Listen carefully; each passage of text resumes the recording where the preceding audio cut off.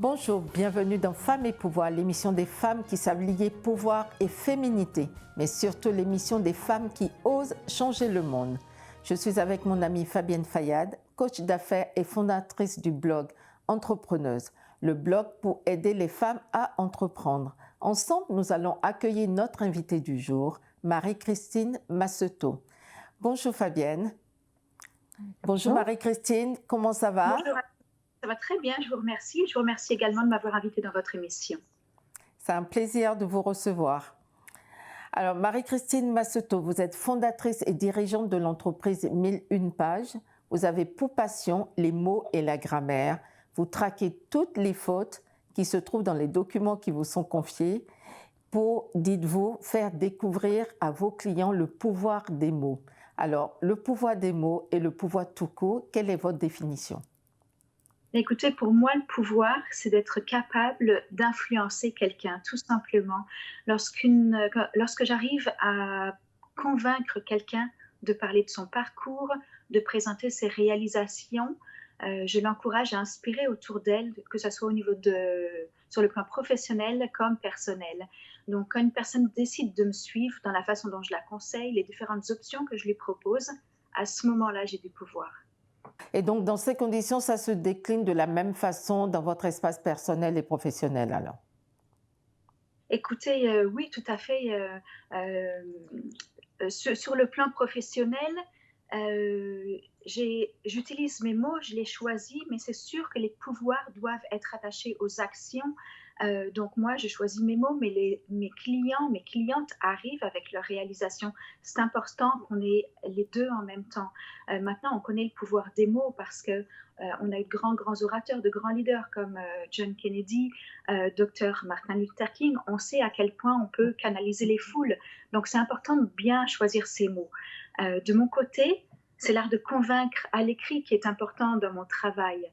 Donc, plus vous arrivez à être clair, plus vous arrivez à convaincre, plus vous allez faire passer un dossier. Sur le plan personnel, maintenant, c'est sûr que le choix des mots m'ont aidé soit à rassembler les gens, soit à avoir des dossiers qui étaient traités de façon plus rapidement à mon avantage. Donc, c'est tout un avantage de choisir la façon de choisir ses mots, en fait, la façon dont on va s'exprimer. Très bien. Totalement. Alors, vous accompagnez également les femmes qui souhaitent gagner des prix et vous les aidez dans la préparation de leur dossier. Oui, alors, écoutez, racontez-nous un petit peu. C'est arrivé en 2015, vraiment par hasard. J'avais ouvert mon entreprise en 2013, une entreprise de révision. C'est pour ça qu'au début de l'entrevue, vous parliez de correction de documents. Et en 2015, j'ai une personne qui m'a demandé de lui préparer son dossier de candidature pour un prix de reconnaissance provinciale. Et elle a été lauréate. L'année d'après, elle est revenue et on a fait le dossier ensemble. Elle a été à nouveau lauréate. Entre-temps, le mot s'est passé.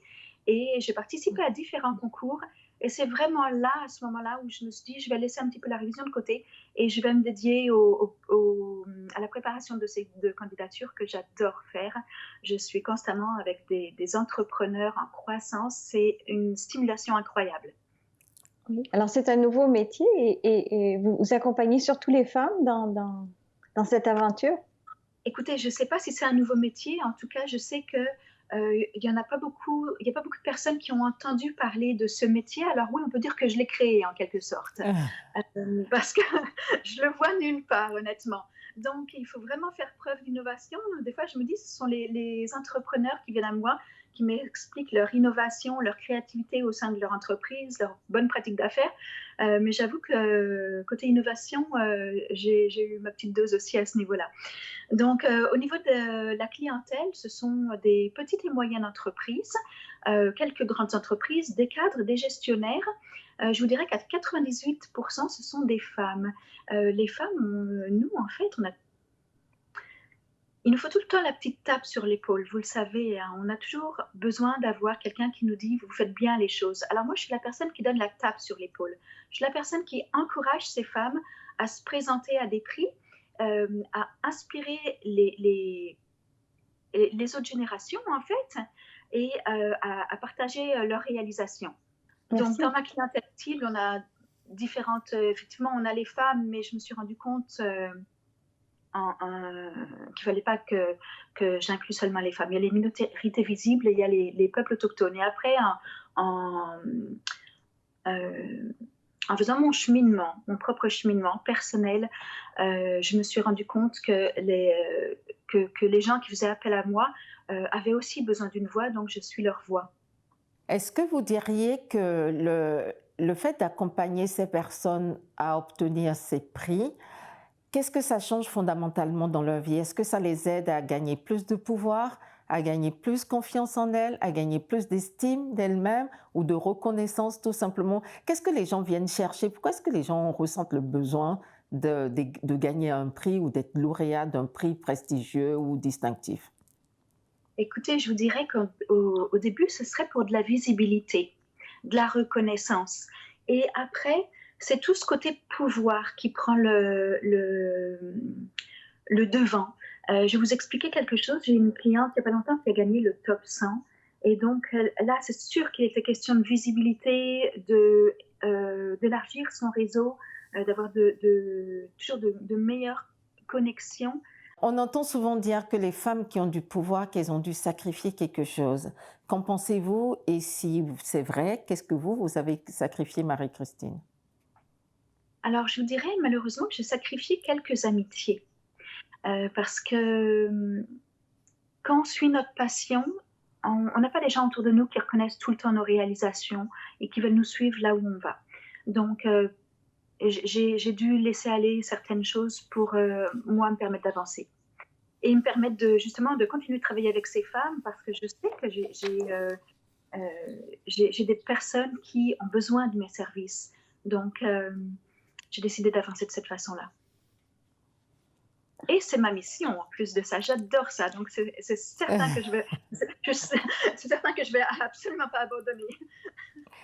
Avez-vous eu l'occasion de partager avec d'autres femmes votre expérience de l'exercice du pouvoir? Oui, bien sûr. À chaque fois qu'une personne gagne un concours, on partage l'expérience du pouvoir. C'est pas forcément le même pouvoir.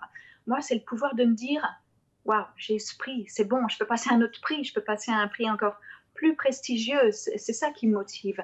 La personne qui, elle, va gagner le prix, va se dire, j'amène mon entreprise à un autre niveau. Je m'amène, moi, en tant que leader, à un autre niveau. Donc, on a chacun notre expérience du pouvoir. On a chacune une différente expérience du pouvoir, mais ça reste que c'est du pouvoir quand même. Donc, chacune, vous avez votre prix en quelque sorte, vous gagnez quelque chose. Tout à fait. Moi, c'est une reconnaissance incroyable. À chaque fois que quelqu'un gagne, je le prends comme une reconnaissance. Je suis vraiment très, très reconnaissante pour les gens qui me font confiance. Oui, tout à fait. Mais au niveau de la stratégie que les femmes devraient mettre en place pour accéder aux instances de décision, est-ce que vous avez des conseils à leur donner? Écoutez, les instances décisionnelles, c'est sûr que les femmes souvent manquent plus de confiance en soi que les hommes. Alors c'est sûr qu'il faut lever la main, il faut se rendre plus visible, il faut s'assurer d'avoir un réseau sur lequel on peut compter, il faut savoir où et qui sont nos alliés, de façon à ce que ces personnes qui nous font confiance puissent nous mettre à des postes stratégiques. Mais c'est vraiment aussi beaucoup de visibilité. Que pensez-vous de l'instauration des quotas? Est-ce que vous diriez que ça pourrait être intéressant de l'appliquer pour décerner les prix ou en tout cas dans les lieux de prestige? Parce que dès qu'on parle de prix, d'honneur, de distinction, vous disiez tout à l'heure, on parle évidemment de pouvoir et dans les lieux de pouvoir, on ne trouve pas forcément les femmes. Vous parliez tout à l'heure des minorités visibles, des peuples autochtones. Est-ce qu'il serait intéressant de mettre en place un principe de quota ou comment est-ce que vous voyez les choses? Je suis tout à fait pour les quotas, mais alors tout à fait. On l'a vu, ça marche les quotas, ça marche dans le monde de l'entreprise. On sait toujours on sait depuis longtemps que les femmes, les minorités visibles travaillent bien plus fort pour avoir quelque chose, pour accéder à une promotion par exemple. C'est la même chose pour les galas. On ne peut pas avoir toujours les mêmes représentations dans les galas. Donc c'est vraiment important que toutes les communautés soient représentées. Et la façon de faire des quotas, je ne sais pas comment on pourrait le faire sous forme de quotas, mais c'est sûr qu'on pourrait peut-être mettre des catégories particulières qui soient pour les peuples autochtones, les minorités visibles maintenant sont de plus en plus présentes, mais là encore, on ne les voit pas toutes. Et j'aimerais les voir toutes. Il y a des personnes qu'on ne voit pas, on ne voit toujours pas les personnes qui ont un handicap sur les galas. Ce n'est pas normal non plus, elles font partie de la société. Donc, je me bats vraiment, quand je dis que je suis la voix de ces personnes qui déposent leur dossier de candidature, je suis vraiment leur voix et je m'attends à ce que les personnes qui organisent les galas agissent et avancent dans ce sens-là en s'assurant que tout le monde soit représenté. Très bien. Ben, je pense que sur ces mots, nous allons marquer une petite pause et on revient dans quelques instants.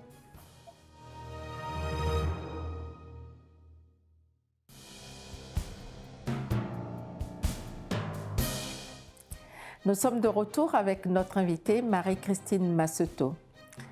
Marie-Christine, quelle est la phrase ou la citation qui vous inspire le plus ou qui illustre le plus vos engagements? Alors écoutez, mes engagements, ce sont, comme je vous l'ai dit tout à l'heure, de voir dans les galas et les prix de reconnaissance un plus grand nombre de communautés, une plus grande représentation de la société. Et moi, je suis une fille de combat. Je suis une fille qui ne laisse pas facilement tomber. Donc, c'est sûr que je me bats pour les gens, je me bats pour que les choses changent. Alors, il en va de soi, j'admire énormément Churchill et je vais vous donner 2 citations qui sont de Churchill parce qu'elles me conviennent très très bien et elles conviennent également à ma personnalité. Alors, la première, c'est « Je me satisfais aisément du meilleur ». C'est juste pour dire que tant que je ne gagne pas un prix, je vais le continuer jusqu'à ce qu'on le gagne. La deuxième citation, c'est « Agissez comme s'il était impossible d'échouer ». Et dans à plusieurs moments, j'ai eu cette attitude quand je faisais des dossiers de candidature et les dossiers passaient. Donc oui, c'est une histoire de mots, oui, c'est une histoire de réalisation, mais c'est aussi une histoire d'attitude. Tout à l'heure, vous parliez des instances décisionnelles. C'est vraiment, vraiment une histoire d'attitude. Très bien. Si vous étiez un homme ou une femme d'État, lequel ou laquelle seriez-vous et pourquoi? Alors, vraiment dans la foulée de ce qu'on vient de dire tout à l'heure, dans le monde contemporain, j'aime beaucoup Jacinda Ardern, pour laquelle j'ai beaucoup d'admiration, la première ministre de la Nouvelle-Zélande. Je trouve que c'est un exemple formidable comme leader et comme leader femme aussi. Elle m'a complètement conquise. Elle a des façons de faire, de travailler complètement différentes. Elle est accessible, elle est proche de son peuple. En même temps, elle est très ferme, elle est très déterminée dans ce qu'elle veut faire, mais elle a une façon aussi d'amener l'inclusion et la diversité qui m'inspire beaucoup. Je dois dire que c'est l'un de mes modèles. Excellent. Fabienne. Alors, Marie-Christine, si un jour tu pouvais transformer le monde, changer le monde, par quoi tu commencerais? Alors, je commencerais, j'établirais l'équité sociale.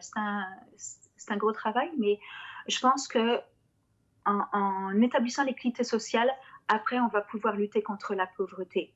Mais il faut avant tout que tout le monde ait les mêmes chances. Et si tu étais un animal, quel animal serais-tu et pourquoi? Si j'étais un ours. De tutoyer. Alors, si j'étais un ours, parce qu'il n'y a que... Enfin, j'aime beaucoup d'autres animaux, mais je trouve que l'ours est doux, déjà d'une part. Tout le monde l'aime, parce qu'il a ce côté, ce poil que tout le monde veut toucher. Par contre, il ne faut pas trop y aller, parce qu'il ne veut pas se faire embêter non plus. Il est fort, mais il utilise sa force seulement quand il en a besoin. Il est lent, et ça me convient aussi, parce que je suis lente d'une certaine façon.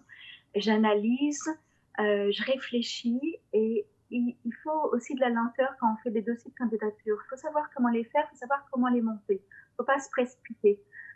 Aussi, il a un côté très, très protecteur que j'aime beaucoup, que je pourrais faire un rapprochement avec peut-être ma famille ou mon côté professionnel toujours bichonner et ma famille et mes clients, clientes. Donc, m'assurer que... m'assurer qu'ils aient tout, m'assurer que quand il y a un concours qui passe, je prenne soin d'eux, je leur dise. Donc j'ai un côté très, très protecteur, oui. Comme l'ours. Tout à fait. Oui, comme l'ours, comme une maman aussi, comme une maman ours, je dirais. C'est Alors, ça, si c'est exactement ça. si vous aviez un conseil à donner aux jeunes femmes, justement, lequel, pour accéder au pouvoir, lequel serait-il? Alors, je leur conseillerais, et puis c'est toujours par rapport à notre expérience, hein, je leur conseillerais de ne pas trop s'attarder en chemin, de ne pas trop s'arrêter en chemin, de faire attention aux événements de la vie, de faire très très attention aux distractions, parce que quand on s'arrête pour des choses qui sont futiles, on en oublie nos objectifs et si on veut accéder à tout ce qui est pouvoir décisionnel, je pense qu'il faut s'y prendre tôt, c'est ça. Il faut être capable aussi de ne pas écouter ce que les autres nous disent, ne pas laisser nous dire quoi faire, de suivre nos rêves et nos passions. Et ça, je l'ai compris tard, mais si jamais je devais voir une jeune fille, je le dis à ma nièce, suis ta passion, suis tes rêves et n'écoute surtout pas ce que les gens te disent. N'écoute surtout pas quand les gens te disent que tu n'es pas capable de faire ci ou ça. Vraiment. Merci, très bon conseil. Oui, j'aurais dû le savoir avant. Oui, que je partage à 100%. Oui. En préparant cette rencontre, Marie-Christine, on vous a demandé de venir avec une photo, un objet, en tout cas quelque chose qui pour vous illustre le pouvoir et la féminité, ou le pouvoir tout court, ou la féminité tout court. Qu'est-ce que vous nous avez apporté ou à quoi avez-vous pensé? Alors, très longtemps, j'ai pensé que je n'avais pas de pouvoir. La raison pour laquelle je monte des dossiers de candidature, c'est parce que pendant plusieurs années, je n'ai pas eu de voix. C'est la préparation de ces dossiers de candidature m'amène à mettre une partie de moi-même à l'intérieur et d'être la voix de ces personnes qui me font confiance. Cela dit, il y a quelques années, j'ai retrouvé une photo de moi. Et je vais vous la montrer. Et c'est quelque chose que j'avais oublié. C'est une belle photo. Oui, c'est une belle photo. Ouais, c'est une très belle photo. Et je me suis rendu compte à quel point j'étais déterminée sur la photo. Et c'était quelque chose pendant plusieurs années que j'ai oublié. On oublie son pouvoir, on oublie sa féminité. Et je me suis dit à chaque fois que j'ai de la confusion, à chaque fois que je recherche des questions, c'est sur cette photo que je me dirige. Et c'est cette photo qui me dit que je peux gagner tous les prix. Donc ça, c'est ma photo fétiche. Alors oui, j'étais pas mal déterminée sur la photo. J'aime beaucoup. Justement, si une petite fille, comme vous l'étiez sur cette photo, vous regarde aujourd'hui et déclare « Quand je serai grande, je voudrais être Marie-Christine Massetot », qu'est-ce que vous lui diriez? Alors, je lui dirais surtout pas. Tu ne seras surtout pas moi, tu seras bien meilleure que moi. C'est ça. Tu vas apprendre de mon parcours et je lui dirais, si tu veux être communicatrice, parce qu'en fait, c'est ça que je suis communicatrice, je peux passer le message des gens. Donc, si tu veux être communicatrice, je vais te dire mon secret. Mon secret, c'est d'étudier l'humain, parce que c'est ça. C'est de l'inspecter sous toutes ses formes. C'est de le disséquer. Ensuite, je lui dirais de développer son empathie, son amour du prochain, son écoute également, qui est très important pour faire les dossiers de candidature. Je lui dirais de garder son approche en ce qui concerne la douceur et la tolérance. Parce que si on ne comprend pas la personne qu'on a en face de nous, c'est très difficile de faire passer son message. Je suis un petit peu désolée de voir aussi que dans le monde des leaders, la douceur et l'approche comme ça un petit peu empathique sont des fois marquées comme des faiblesses et à mon avis, ce ne sont pas des faiblesses du tout, ce sont vraiment, vraiment des forces qu'il faut reconsidérer. Est-ce que vous avez un coup de gueule ou un coup de cœur, quelque chose qui vous énerve vraiment, que vous aimeriez dénoncer, et quelque chose qui vous plaît vraiment, que vous aimeriez encourager? Alors, un coup de gueule, des fois j'ai le côté ours et puis des fois j'ai un côté qui est un petit peu plus impatient sur lequel je dois travailler. Des fois j'ai l'impression que les choses vont pas assez vite dans notre société, mais il faut que j'en prenne mon parti aussi, il faut que j'apprenne à vivre avec ça. Mais il y a des choses que je voudrais changer, notamment dans les galas, au niveau des catégories, voire un plus grand nombre, une plus grande diversité au niveau de la représentation. Donc, mais je pense que ça va être un travail de longue haleine et ça va pas se faire du jour au lendemain, donc il faut que je m'arme de patience. Mais je lance un appel et il faut définitivement que les choses changent et puis il faut que les gens soient ouverts à accueillir d'autres personnes, des personnes qu'on ne voyait pas tout simplement. Euh, Juste pour prendre l'exemple des personnes handicapées, j'ai vu en 5-6 ans, j'ai vu seulement une personne handicapée sur un gala, c'est pas normal. Donc je lance mon appel. Alors maintenant, quelque chose que j'aime beaucoup, je trouve que les jeunes femmes de maintenant ont une énergie, des idées. Bon, j'étais probablement comme ça il y a quelques dizaines d'années, hein, on ne se revoit plus. Mais j'aime beaucoup ce côté frais qu'elles ont.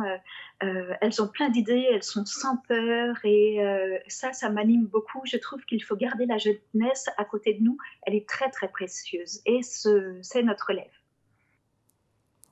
Parfait. Alors, Marie-Christine, notre entrevue touche déjà à sa fin. Ça allait super vite. Vous êtes une femme de pouvoir. Vous aidez d'autres femmes à gagner du pouvoir. En un mot ou en une phrase, quel pourrait être votre super pouvoir? Eh bien, avant tout, je dirais qu'il faut croire en soi. Il faut croire en soi et moi, personnellement, je crois très, très fort en ma mission. Donc, il n'y a rien qui va me dérouter de ça. Je suis persuadée que je suis dans la bonne direction. Vraiment, merci beaucoup et on vous souhaite encore de gagner plein d'autres prix. On ne manquera pas de suivre ça en tout cas. Carole et Fabienne, je vous remercie infiniment pour m'avoir invitée dans votre émission. Merci, c'était un plaisir. Merci beaucoup Fabienne d'avoir été avec moi aujourd'hui. C'était Femmes et Pouvoir, l'émission des femmes qui savent lier pouvoir et féminité. Si cette émission vous a plu, n'hésitez pas à nous soutenir en allant sur tous nos réseaux sociaux et bien évidemment sur notre chaîne YouTube et sur notre chaîne www.femmesetpouvoir.tv. Je vous dis à très bientôt. Merci beaucoup. Bye.